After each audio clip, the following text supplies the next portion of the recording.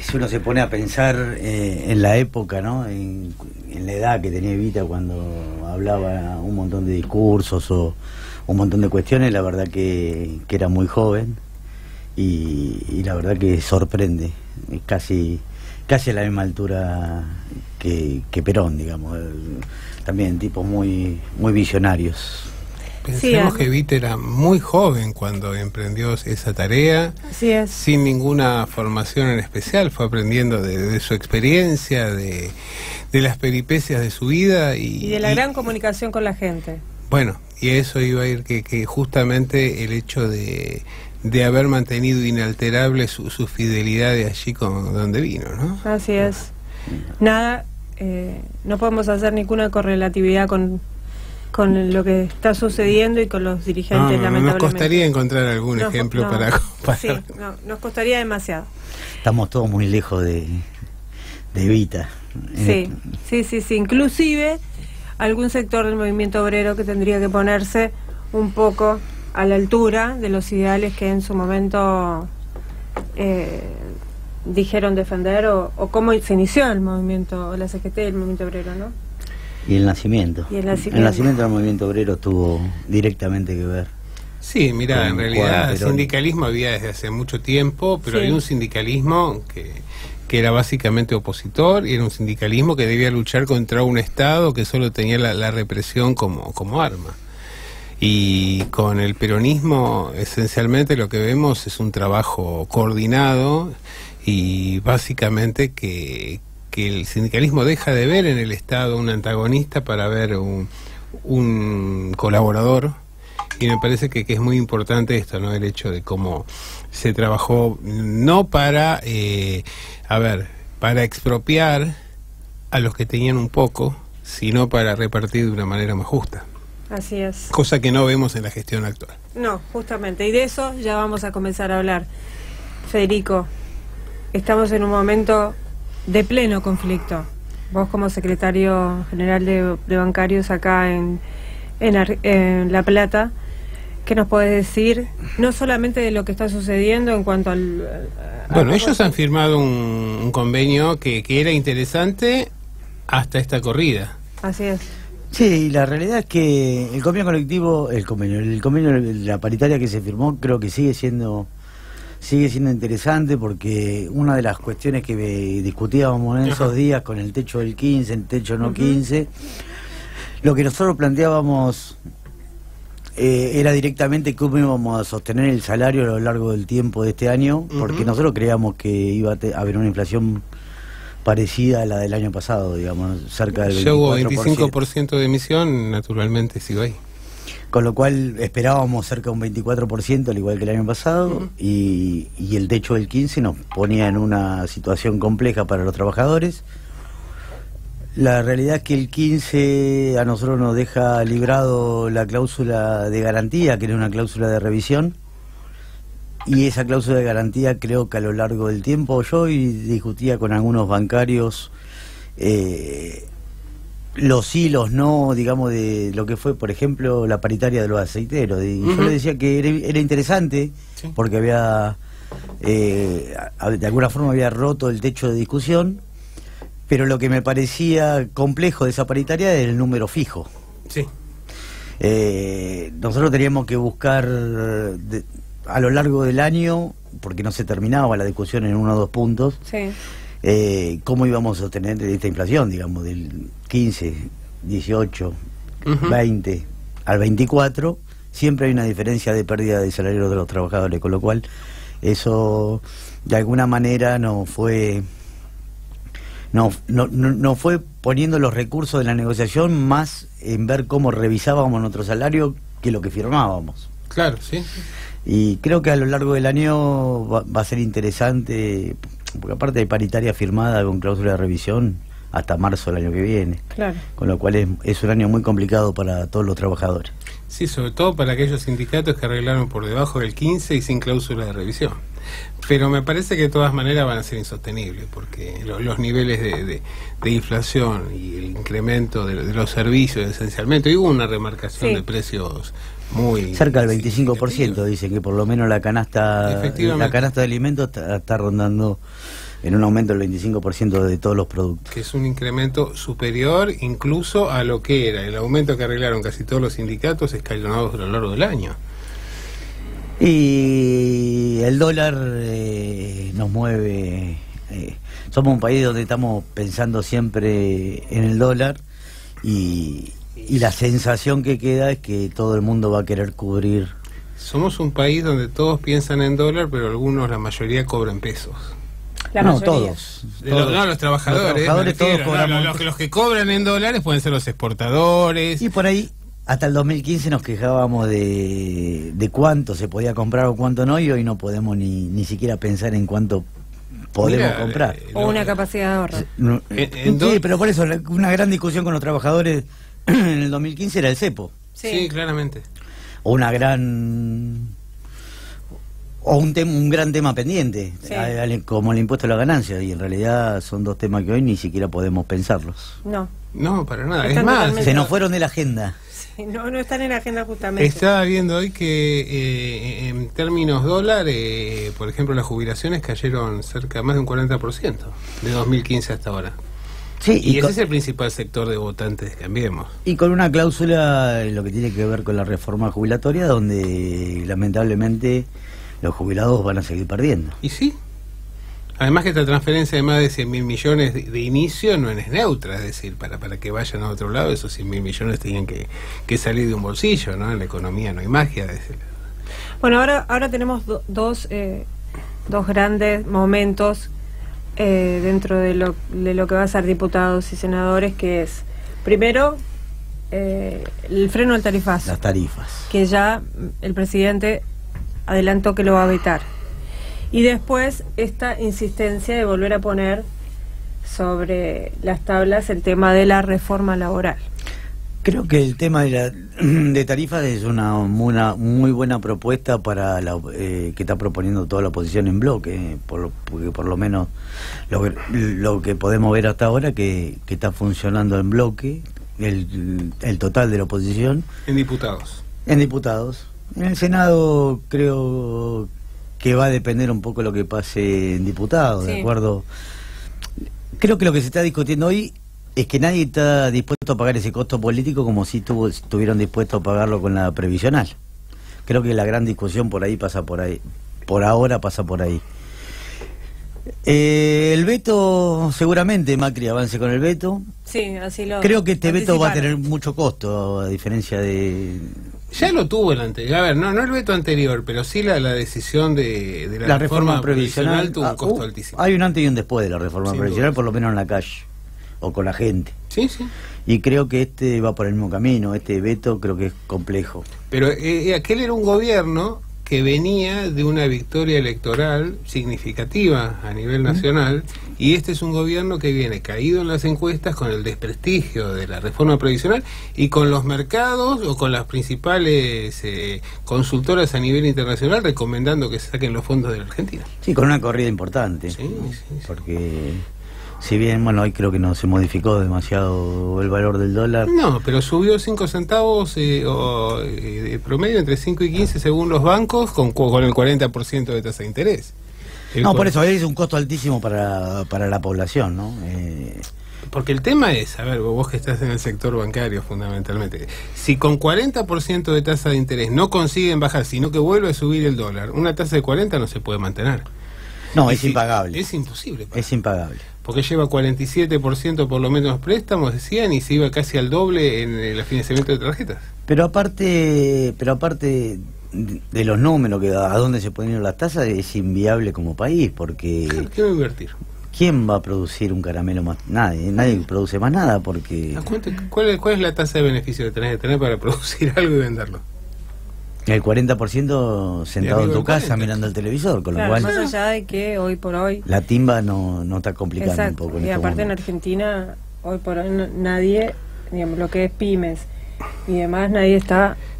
No, pero aparte con un costo altísimo de producción, con las tarifas, con un montón de cuestiones que incluso hacen menos rentable todas las actividades. Y mira, el resultado lo ves acá, ya 40% de tasa de interés, y un 4% del Merval y 7% de las acciones argentinas en Wall Street. Creo que es yo por lo menos es mi pensamiento, no es algo que pase de la bancaria, pero sí es propio. Creo que tiene que ver con contener en estos valores esta semana por el gran vencimiento de la leva del lunes, sí. Y después vemos. Me parece que es un parche muy cortito y que si esto se extiende en el tiempo estamos en un problema porque es insostenible poderlo. Y más que nada donde en el momento económico que están viendo los trabajadores hay un gran endeudamiento. En realidad nosotros vemos en el sistema financiero como los préstamos personales hoy son casi dedicados exclusivamente al pago de deudas, tanto de tarjeta de crédito o de algún otro tipo de deudas que hacen que los trabajadores traten de sostener el nivel económico que teníamos y vayamos buscando alguna forma de endeudamiento para sostenerlo. Y cuando sacamos algo de liquidez que nos otorga el banco en un préstamo, va exclusivamente a cancelar, sobre todo tarjeta de crédito. Sí, sí. A mí me decía alguien que hacía un cálculo que si vos agarrabas y se implementaba finalmente esto de pagar en 3 cuotas las tarifas, la tercera cuota tendrías que pagar prácticamente el total, claro, de la factura. Más la que viene mensualmente. Más la que viene mensualmente. En realidad pagarías el doble. Al tercer mes pagás el doble. Mira. Ahora, el gobierno no tiene plan B para el tema de las tarifas. No tiene plan B. No piensa retroceder tampoco, o sea... No pareciera. No tienen digamos, porque lo que trató de implementar con esta baja en las tasas provinciales y demás, fue un globo de ensayo que se pinchó rápidamente porque no da los números. Por eso yo ponía en discusión el tema de la aprobación en el Senado de las tarifas, porque lo que también se está viendo es que nadie quiere llevarse, los gobernadores hoy tampoco quieren llevarse ese muerto para la provincia. No. Ninguno quiere tener la responsabilidad de llevarse al gobierno puesto, que eso es algo que hace dudar de alguna manera sobre cómo van a votar. Pero esto es un tema complejo. Pero creo que de hace unos días los senadores estaban menos predispuestos a votar o acompañar a diputados porque los gobernadores habían sido presionados por el gobierno. Y me parece que en vista de lo que es el mercado financiero, de lo que es el humor social y efectivamente el costo político puede significar, porque una cosa que tiene claro la oposición y es que de esto al que se vayan todos no hay mucha distancia. Yo creo que va a ser un contexto en un par de meses donde el cóctel explosivo del invierno y un montón de cuestiones va a ser complejo para analizarlo. Pero digo, las tarifas, para tomar una dimensión que a mí me gusta ponerlo de ejemplo, que lo vivo todos los días en la bancaria seccional La Plata. Nosotros lo asumimos en el 2015, una nueva gestión después de 16 años de la anterior. La luz en ese momento ya estaba reformada, lo que es la bancaria. Tenemos hasta el medidor de gas a la puerta, no hay ningún tipo de red interna, es todo eléctrico, como los edificios modernos de 2014, 2015, donde era la solución, digamos, de alguna forma. Nosotros en ese momento pagábamos 1.500 pesos la tarifa de luz, hoy estamos pagando 17. Claro. Y lo que preocupa, porque el negocio de al lado, de cual le bajó el consumo también tiene que pagar ese costo. Si tenía un empleado o alguien que lo ayudaba, obviamente ya no lo tiene más, y también le bajó el consumo, con lo cual el alquiler, las tarifas, es inviable, digamos, como estructura de negocio, los valores de este tipo. A mí me preocupa otro dato también, que pasa a veces un poco desapercibido, porque el gobierno dice que tiene un gran poder de fuego, que tiene 56.000 millones de dólares, pero en un análisis que hacían aquí en Política Argentina, en el portal de Política Argentina, señalaban que de los 56.000 millones hay encajes bancarios por 12.482, créditos y pases por 18. Bueno, 25.000 más o menos. Quedan 23.000 millones. Y se consumieron 8.000 millones en poco más de una semana para tratar de frenar una corrida. O sea, no aguantamos 2 corridas así. Más. Sí, no sé cuáles serán los niveles de depósito que hay hoy en el sistema financiero. La verdad que es un dato que no lo tengo hoy acá, y a raíz de mientras que vos lo venías leyendo, venía pensando en eso. Sería un dato interesante, porque Muchos en estos días, muchos medios sobre todo me consultaban sobre el tema de la disponibilidad o no de los dólares, que había problemas en algunas instituciones para ir a retirar los depósitos, las compras de dólares en la entidad bancaria.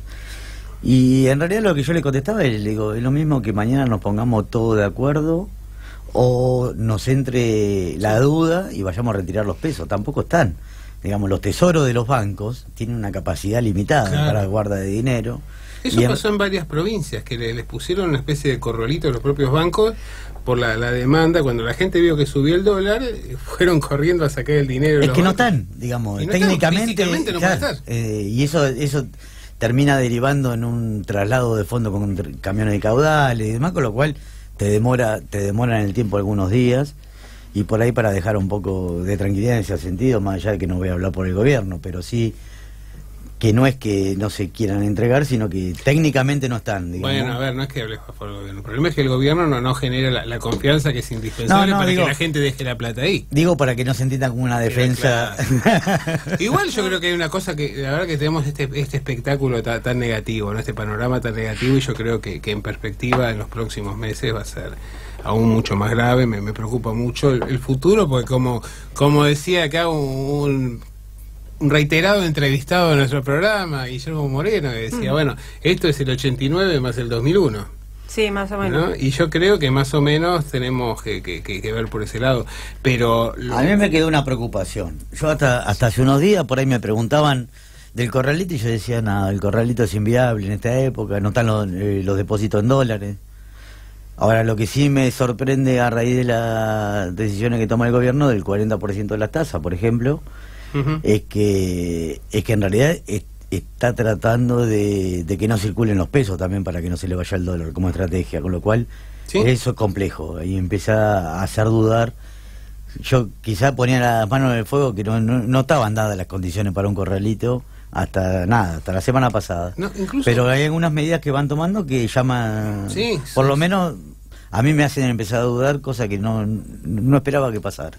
Y mirá otra cosa interesante, ¿no? Que ya están tirando algunos medios, ¿no? El stock de Levac asciende a 1.141.559 millones, lo que representa 50.000 millones de dólares. Y se está planteando ya el tema del bono, ¿no? Es decir, esperar que los inversores externos terminen de retirar los dólares para sacar un bono al 8% a 10 años. Que eso, dentro de esto, es nadie lo descarta. Es decir, de alguna manera, más allá de las declaraciones de forma, está circulando entre los economistas esto. Lo que pasa que bueno, yo no soy economista, por ahí soy un atrevido hablando, pero... No, pero es muy importante tu opinión, por favor. Yo soy medio atrevido hablando, pero la realidad es que por ahí lo que nos indica... Creo que el gobierno está teniendo un problema al no poder contraer por lo menos deuda en el exterior desde febrero. Y en realidad habían sostenido este plan económico con una toma de deuda masiva todo el tiempo. Las últimas colocaciones fueron incluso dentro del mercado y en pesos, y incluso hay novedades porque incluso el Banco Provincia también hizo alguna colocación en particular de su propia deuda y demás, con lo cual eso no pasaba en la historia del banco. Pero no está pudiendo financiarse con plata del exterior, con lo cual creo que en realidad van a tratar de utilizar alguna variante para ver cómo pueden conseguir hacerlo, porque está basado este plan económico necesariamente en la toma de deuda, porque no hay forma de sostenerlo, sino. En realidad lo que circuló hoy es que en la reunión que se tuvo con el Fondo Monetario, ahí le bajaron el pulgar respecto de seguir con la entrada casi restricta de capitales para la Argentina, ¿no? Y se planteó que no se había generado gobernabilidad y que el esquema no cerraba y que el carry trade, que este proceso de especulación se había disparado y bueno, que era el momento de toma de ganancias. Lo que pasa que la toma de deuda es cierta, lo único que hubo... La Levac en realidad es un gran tema que por ahí no se charla tanto económicamente o no tiene la difusión que tiene que tener, pero esos capitales, mayoritariamente los extranjeros que fueron a la toma de deuda vía Levac, están teniendo una rentabilidad del 20 y pico, 30% en dólares, cosa que no pasa en ninguna parte del mundo. Claro.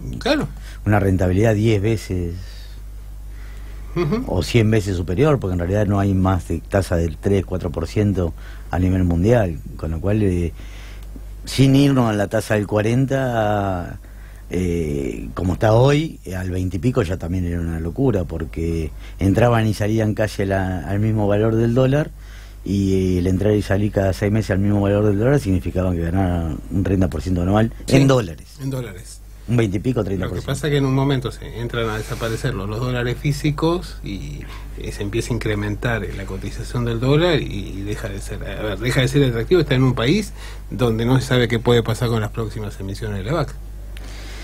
Termina, no me puedo acordar el nombre que tenía, pero que por ahí se usaba financieramente, el tipo el arbolito, ¿cómo era que se llamaba? Que ponía... ¿El contado con líquido? No, que varios poníamos, uno retiraba la pirámide. Sí. Casi termina siendo la LEVAC, termina siendo eso, porque los grandes capitales, en un momento donde vean complicado el sistema económico, son los primeros que se van a ir y van a dejar a los ahorritas menores adentro sin poder recular, digamos. Situación más que compleja la que nos espera, creo. Mirá, la calificadora Moody's dice directamente: salgan de Argentina. Bueno. Sí, y creo que también fue etapa en el Forbes, ¿no? En la revista Forbes. La revista Forbes en el fin de semana. Sí, no está muy claro esto. Es decir, no. Y el problema es que además no es un gobierno al cual se lo vea con la capacidad de gobernabilidad propia como para generar consensos. Es más, lo vemos con el alejamiento que ha tenido el anuncio de alejamiento que ha tenido el presidente de la Cámara de Diputados, Monzó. ¿No? Así es. Es decir, el gobierno se está cerrando entre los sectores más ultra de Cambiemos, pero esto también le quita toda capacidad de negociación política justo en el momento en que necesitaría de algún tipo de acuerdo. Sí, y también hay que tener en mente que es lo que va a terminar pasando con el ajuste, en realidad, que se anunció a partir del viernes, porque es importante la obra pública que no se va a terminar haciendo, con lo cual, si había algún vestigio de recuperación de algunos sectores con la obra pública, va a estar complicado el segundo semestre. Se empieza a apagar la luz del túnel. Solo queda en pie la obra pública en la Ciudad Autónoma de Buenos Aires, en esta obra faraónica y cotizada de una manera realmente muy cuestionable. La Ciudad Autónoma de Buenos Aires se financia sola y tiene más recursos que... Bueno, lo que pasa es que se está financiando esta obra pública con un préstamo internacional y no dependerían los fondos de aquí, pero evidentemente el plan Belgrano y todo esto que se había planteado y la recuperación de las cloacas. Es más, lo llamativo es que el gobierno recurre, en lugar de tomar medidas concretas, recurre a lo que sabe, que es a la publicidad, y por eso saca estos 33 spots donde los protagonistas van a ser la gente. Saca no los conozco. Una batería de 33 spots, de los cuales 30... Donde no está Macri. 30 hay solamente ciudadanos. Y el primero nos muestra la obra pública, justamente. Cómo que mejoró la obra pública, ahora tenemos rutas que funcionan mejor, en el momento en que decide clausurar la obra pública. Es muy llamativo. Y yo creo que en realidad están apostando a la sensación o a las obras que se pudieron hacer el primer tiempo. Calculo que esperando un poco el 2019, ¿no? Que es un año electoral y querrán impulsar algo más. Pero mientras tanto... Habrá que ver si pueden. Vamos a ver, mientras tanto, y pasando el Mundial o no, van a seguir ajustando y vamos a seguir teniendo los mismos problemas que tenemos ahora o más. Lo cual... Bueno, fíjate que hoy está Aranguren tratando de convencer a las petroleras de que no suban la nafta, cosa que... No, pero el ajuste va a ser permanente, porque en realidad se está proponiendo del mismo plan económico. La gente ya se empieza a dar cuenta de algunas cuestiones que por ahí éramos más críticos algunos, allá por el 2015. Es más, el fin de semana volví a ver el video de Scioli. Estuvo circulando. El último debate. De Scioli Macri en el debate, y cada vez me ponen la piel más de gallina. Y porque era evidente. Pero es que se sabía eso. Era muy claro. ¿Sabes lo que llama más la atención? Que en realidad, si uno dice, bueno, a Cambiemos lo votan los jóvenes. Sí, pero todas las palabras coincidían. Pero los que votaron a Cambiemos no fueron los jóvenes, fueron la gente que vivió estas circunstancias. Bueno, pero aparte de esa población, de ese votante de Cambiemos, también hay una composición rara que también la fueron llevando, por ejemplo, con los préstamos UBA, sí, en donde la inflación va a correr por la inflación y los salarios van a correr por abajo de la inflación, con lo cual ni siquiera van a poder pagar el capital prestado. Yo creo que es complejo todo. Que extiendan unos años más, y bueno, los planes de 30 años se van a 35 automáticamente. Es una situación muy compleja. Muy compleja. Pero bueno, ya lo tenemos que despedir, me parece, Federico. Yo creo que hay que valorar una cosa, ¿no? Porque decía, estuvimos planteando este panorama tan negro que lamentablemente creo que se cierne sobre el futuro de la patria, pero no destacamos lo suficiente el éxito que han tenido y cómo han marcado bandera, porque si bien los aceiteros hacen un acuerdo nominalmente superior, lo hacen después de que ustedes cierran, y la verdad que teniendo al gobierno presionando sobre los bancos, que es un sector muy poderoso y muy beneficiado por la gestión, y a la ciudadanía en ciertos momentos desde un lugar medio de molestia. Sobre todo el gobierno, el Ministerio de Trabajo, a las empresas, todo presionando por ver cómo recortan condiciones de trabajo, porque también hay que decirlo, nosotros tuvimos de todo tipo de presiones dentro de esa paritaria, pero en las cuales se quieren extender los horarios, apertura los sábados, sueldo del ingresante por fuera del convenio colectivo un par de años, así lo plantean por un par de años, no ni siquiera se sabe bien cuándo, entrar en cuestiones que tenían que ver con el convenio colectivo de trabajo, y la verdad que eso lo pudimos cercar bastante bien. La realidad es que el bancario, a pesar de que nosotros le pusimos mucha énfasis a la paritaria, tampoco era definitoria 1 o 2 puntos en esa discusión, porque si hay algo que quede corto se podrá recuperar o no el año que viene, o veremos cómo, pero hay muchas paritarias que se fueron cerrando, por ejemplo los aeronavegantes, que perdieron en el medio las horas de espera fuera de un vuelo, digamos, entre un vuelo y otro. Creo que es un avance permanente sobre los convenios colectivos de los trabajadores, y lo están intentando en todas las paritarias. Así es. Bueno, Federico, te agradecemos mucho la visita. Federico. No, muchísimas gracias a ustedes. Como veremos qué pasa en el país. Nos vamos.